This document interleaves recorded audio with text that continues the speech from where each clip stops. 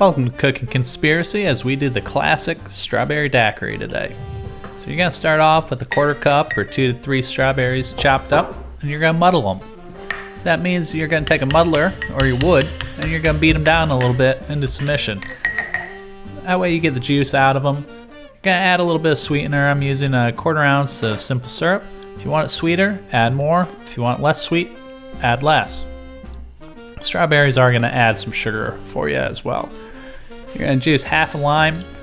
That'll be somewhere between a 1/2 ounce and 3/4 of an ounce of lime juice. And the fresh lime juice really does make a good difference here, so don't go cheap. 2 ounces white rum.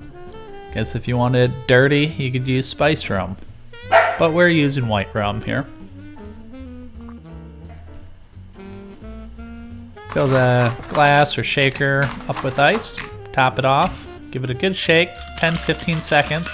Should get nice and chill. Should see the glass chill up. Strain it out.